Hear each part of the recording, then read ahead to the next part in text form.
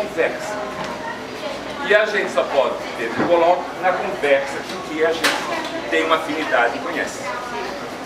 Então, o primeiro ponto é que o espaço que nós vamos visitar é como se fosse assim, um santuário. Ao invés de vermos santos, nós vamos ver obras de arte. Mas nós não vamos ver só as obras de arte. Nós vamos ver uma proposta encantadora que é Visões do Brasil. Mas visões do Brasil não pela literatura. Visões do Brasil através das artes visuais. E essas visões do Brasil vão começar com um artista que pertenceu à Escola de Belas Artes, ainda como Academia Imperial de Belas Artes. E nós já vamos ver. Então, para chegar a esse santuário, nós vamos ter que subir. Não, a escada. Todos aqui estão jovens. Ao subir, nós vamos nos deparar com Ives Machado nos recebendo. Ou seja, o Ives é o personagem daqui. E esse Ives, através dessa obra dele, eu vou utilizá-la como um eixo para o ponto que vocês vão ver. Mas o nosso colóquio será a minha poética, também para a minha poética, sobre esses artistas, ao mesmo tempo eu vou fazer um gancho sobre a modernidade, se entrelaça, e conciliando como eixo a obra do Ives Machado. Antes de nós chegarmos ao santuário, o Ives partiu muito triste. Ele partiu muito triste. O Ives partiu tão triste que ele próprio quis encerrar a performance dele no planeta.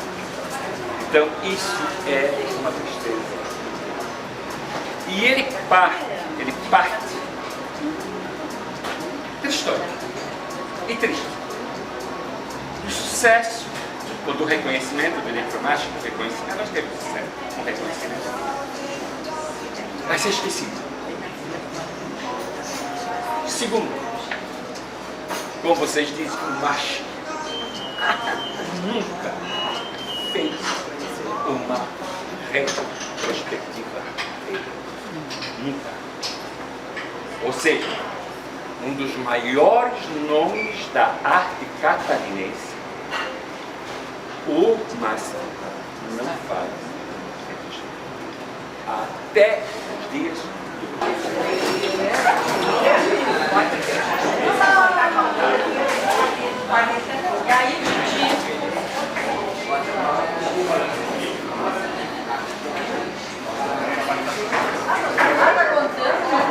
O Ives Machado, ele tem uma poética. A poética dele é uma poética assim, ele tem coisas bonitas, eu já vi coisas lindas dele. O Max Pai tem um trabalho dele, se a Miriam contar comigo, peço para ele mostrar. E pedir a imagem, é um tipo de um vaso de metal e ele abre com tela, como se fosse uma flor, é linda.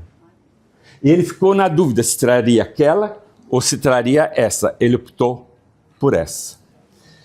Então ele dá um nome, porque tem que ter uma identidade, que são pedras portuguesas. Mas onde é que está a beleza poética disto?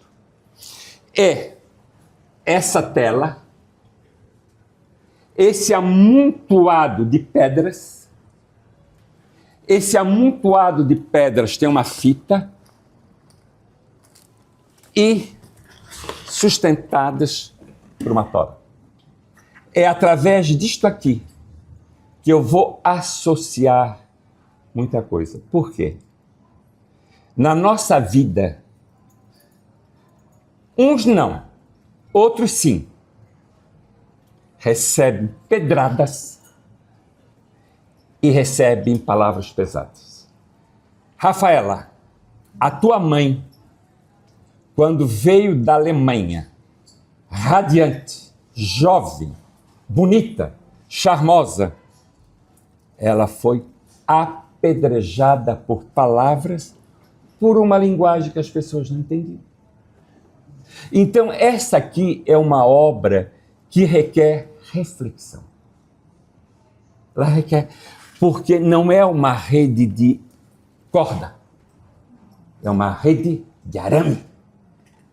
Essa rede de arame armazena pedras portuguesas. As pedras portuguesas decoraram N espaços do Brasil.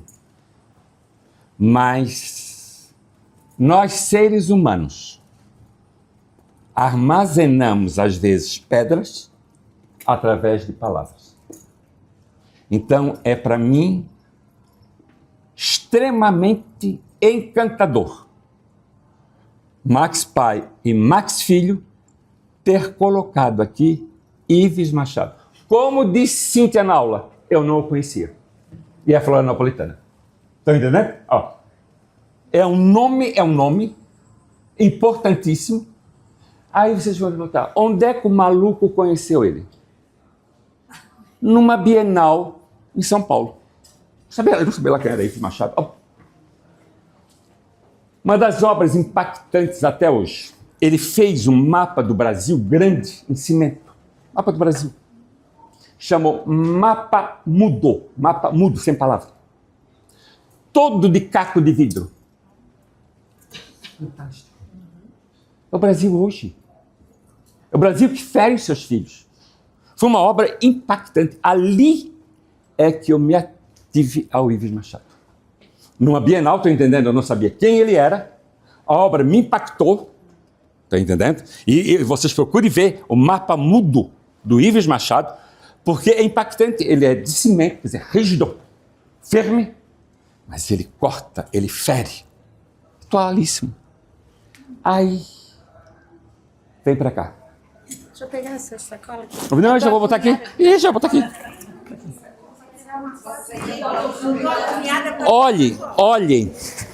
Olhem. Que visão poética do Max pai e Max filho.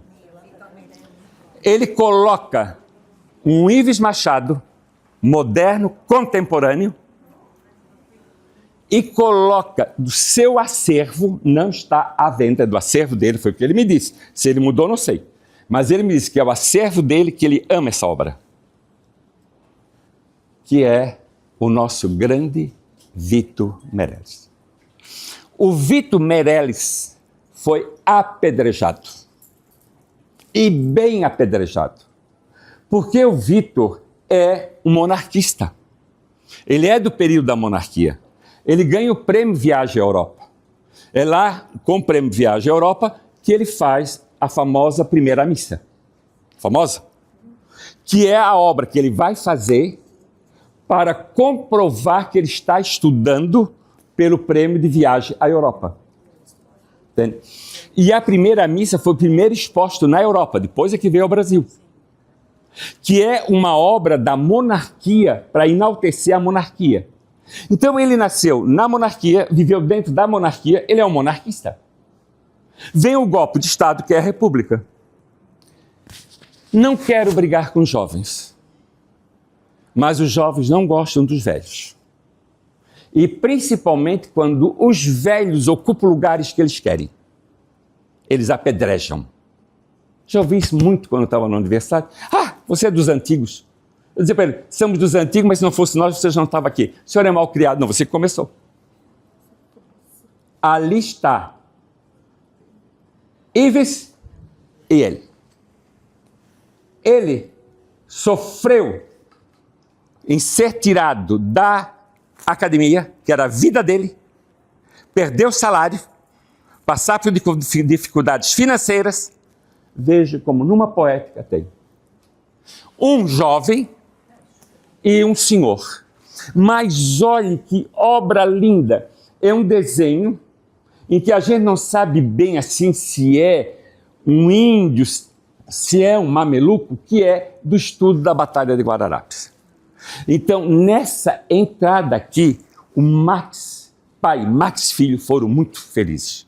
Porque este catarinense é orgulho, e o Ives Machado, desculpa usar o teu nome novamente, Cíntia. Você disse muito naturalmente, não o conhecia. E agora a charmosa que não veio com um batom vermelho, também disse assim, também não é muito do meu conhecimento. Ou seja, é uma figura de vocês, entende? De vocês, e que a gente conhece pouco. Entramos, subimos as escadas, chegamos ao átrio, né? Estamos no átrio, como toda igreja tem, aquele espaço de entrada. Aí, toca os sinos, abre a porta. Agora a gente vem, porque eu quero pegar um eixo. Entendeu? Eu quero pegar um eixo. Se vocês olharem rapidamente, um dos maiores quadros é da Arisa Mafalda. Olhe rapidamente, é um dos maiores quadros que nós temos é da Anita Mafalda. Se você olha para esse quadro e olha para a parede de cá, você vai ver que esse quadro está maior. Max pai, Max filho, consciente ou não consciente, eles fizeram uma homenagem à pioneira da modernidade no Brasil, que foi apedrejada na primeira exposição de 17. Estão entendendo como bate uma poética, um eixo? Né? Você vem de lá, dá uma olhadinha no Grande Vitor e vai para ela. Então você vê que ele sutilmente, ele faz uma homenagem à Anita maravilhosa. Mas não é a Anita a pioneira. É a Anita que está insegura. E como a exposição é Visões do Brasil, aquela visão lá, até hoje, se apedreja pessoas pela palavra, que a palavra tem um poder tremendo, né, as sílabas todas, e vem a essa Anita, que está fantástica. Vamos chegando agora. Vejam, é tão interessante esse quadro que o Max pai disse assim, porque eu falando, né, conversando com ele, mas eu conversei com ele assim, à vontade. Nada de coisa formal, à vontade. Eu disse, que quadro lindo, que interessante, mas que diferença da Anita do início. Ele disse, ótimo.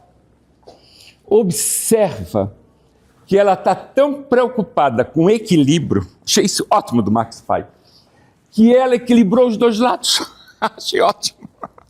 Ela faz um vão e equilibra. Como se ela tivesse medo de que a obra perdesse equilíbrio. Interessante a visão do galerista, porque a exposição de 17, ela se desequilibrou. Entende? Então ela vem com uma visão poética de uma favela, que é a favela. Agora, vejam que coisa linda que ela faz aqui, ó. Pega a tesoura, corta aqui, é um quadro. Lindo, lindo.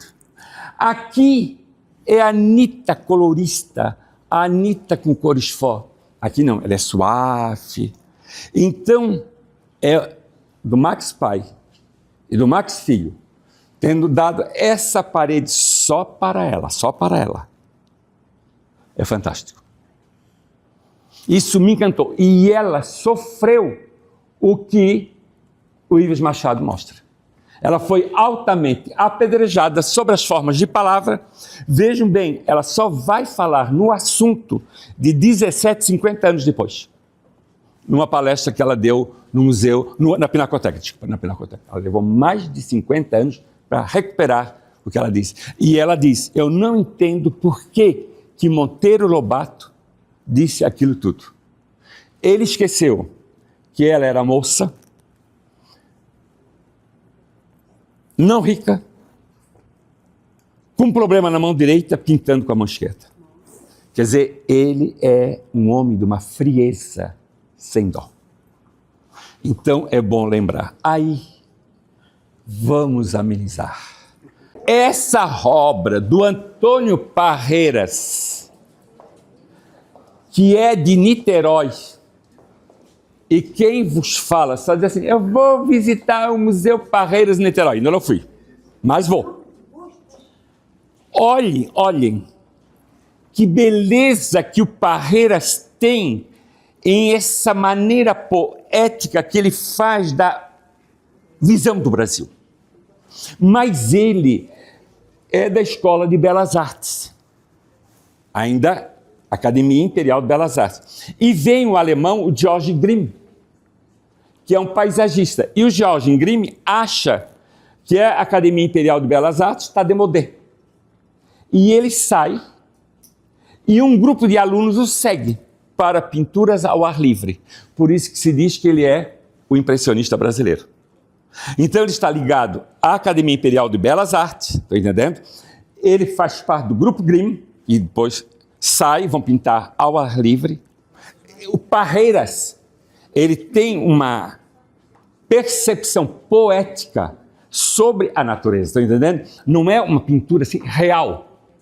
É esse olhar onírico dele à paisagem. Vejam que coisa linda. Então, uma Anitta Pedrejada e um Parreiras com uma paisagem desse nosso país lindo. Mas veja que delicadeza dos dois nas cores. São duas obras que nos põem para cima, que nos elevam, entende? Elas são encantadoras. Não é? Não dá os olhos? O Parreiras e essa mulher, essa moça charmosérrima, que foi a primeira diretora da Escola Nacional de Belas Artes. É a primeira mulher que vai dirigir a Escola Nacional de Belas Artes. Ele vem da Academia Imperial, ele vem, depois ele presencia, depois, quando assim vocês voltarem, olhe as pinceladas dele, uma série de coisas. Aí, passa para cá.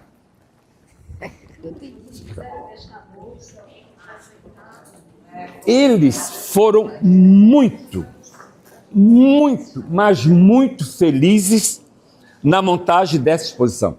Emília, proprietária, a leitura que ele nos possibilita das obras é fantástica. Notem, Portinari, diferente. Um Di, que lembra Florianópolis, suas igrejas, e um VOP da década de 20. E as bandeirinhas do VOP. Estava o Otto aqui, né, conversando com o Max pai, Max filho, os dois soltos, né, se achando bom. Troca com figurinha daqui, troca. Eu assim para ele, com esse meu jeitão que eu tenho. Mas, Max, que ideia estupenda essa tua. Colocar as bandeirinhas do VOP. Aí ele disse, mas por que o senhor diz? Sim. As festas de igreja, todas nas barracas, tinham as bandeirinhas de papel de seda. Quem tem a minha idade sabe que tinha as festas de igreja, as barracas ornamentadas. E quem visitou casa de gente simples na época, nas prateleiras da cozinha, se fazia as bandeirinhas de papel para enfeitar. Ou seja, se vocês não sabem, vocês não adivinham que é um VOP. Olhe esse Portinari. É a natureza tentando derrubar o vento, o raio, mas a natureza se ergue. É um Portinari diferente. Eles tiveram uma delicadeza para montar essa exposição que é fenomenal. Entende? É fenomenal. Porque é um Portinari diferente, é uma visão do Brasil, das tempestades, da destruição, seja lá o que for. É a visão da religiosidade, é as bandeirinhas. Os dois foram apedrejados.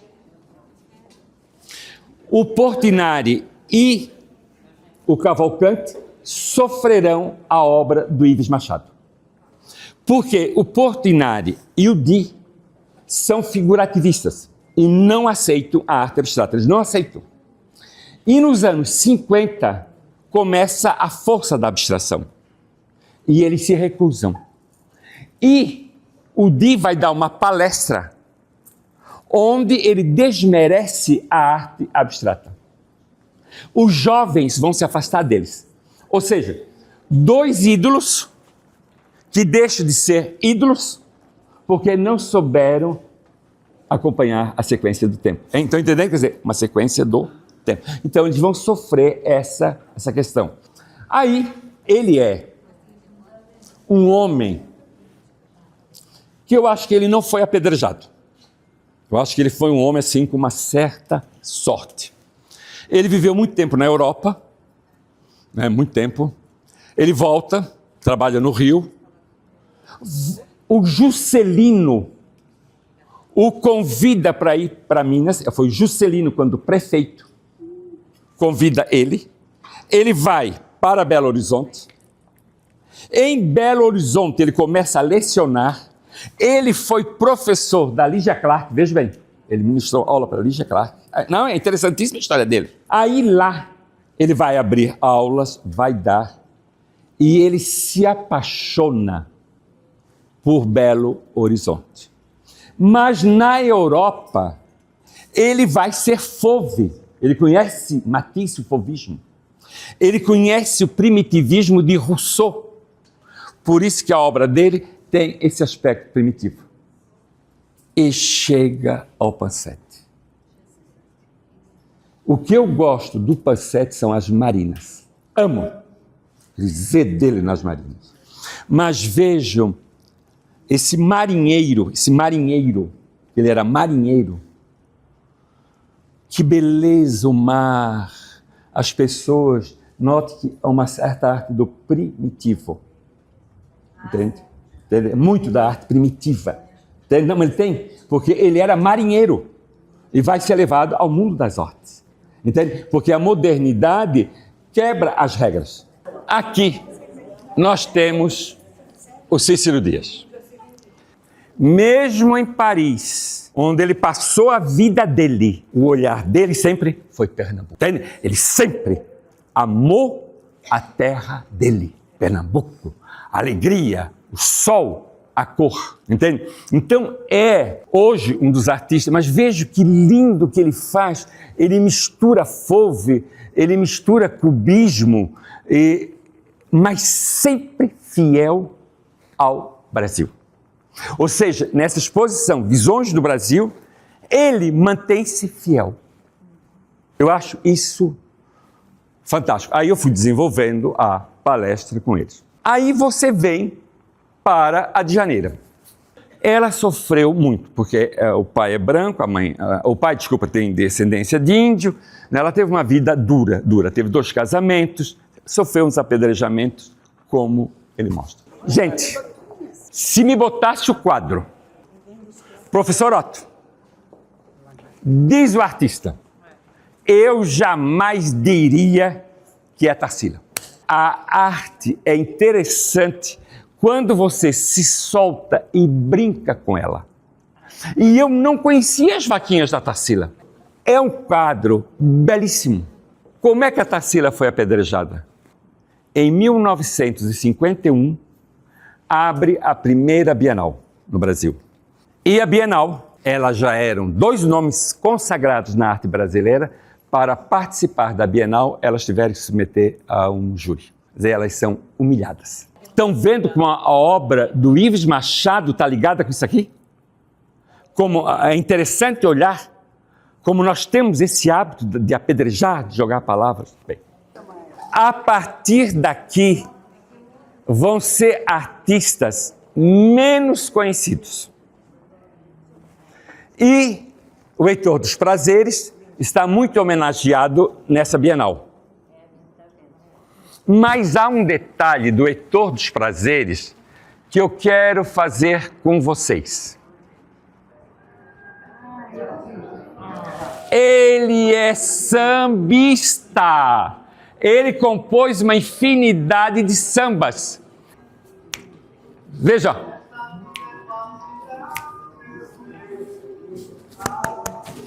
E olha os quadros que lindos. No estilo primitivo. Olha que lindo. Dizer que não. Veja que lindo, todos sambando, né? E ele é um letrista. Vale a pena vocês, depois, quando voltarem para casa, pegarem o cônjuge, botar e vamos sambar. Porque é uma loucura, é lindo, os quadros deles são lindos. E com a música, ainda mais. Não ficou lindo? Ele é um letrista, ele é um sambista, ele é negro, os pais foram escravos, e ele não teve esse negócio. Ai, meu pai era escravo, ele sofre discriminação. Ele não estava nem aí. Aí ele resolve para a pintura, veja coisa fantástica. E vira os quadros que lindos, como ela tem o ritmo do samba. Maravilhoso. Agora, esse Amadeu Luciano, vou explicar a vocês. É da gangue aqui, junto com a Djaneira, que o Otto ainda não se debruçou sobre eles. São artistas que eu ainda vou me debruçar um dia. Entende? Ele teve uma vida relativamente difícil, viveu muito tempo na Europa, ele viveu muito tempo, e ele está muito ligado às artes decorativas. E ele vai trazer novas tintas, diferentes. Então ele é um artista importante, entende? Por associar com a arte decorativa e pelas experiências pictóricas que ele fez. Mas eu não saberia assim de dizer, ele vai para a Alemanha, a mãe fica viúva, casa com um alemão, ele passa muito tempo na Europa, tá? Mas eu não tenho assim grandes coisas para dizer se ele foi apedrejado ou não. Mas estão notando que está começando a ficar menos conhecidos. Só um parênteses, são artistas, daqui para lá, são artistas que estão começando a ganhar valorização no mercado. Muito bem colocado. Começa. Aí ele vem com essa xilogravura de um artista importantíssimo na xilogravura, que vai levar a imagem de Pernambuco através da gravura e da xilogravura. Ele é considerado praticamente o melhor na xilogravura no Brasil. Quem é? Já é o Gilvan Samico.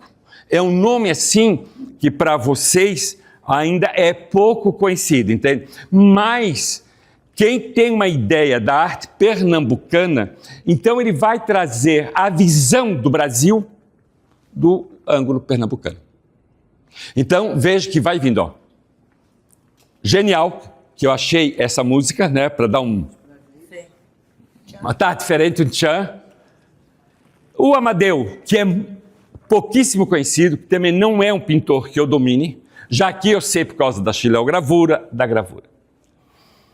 Agora, está sendo muito valorizado, ultimamente, até em Joinville tem uma pessoa que tem vários quadros dele, porque um antepassado dele comprou vários, para auxiliar.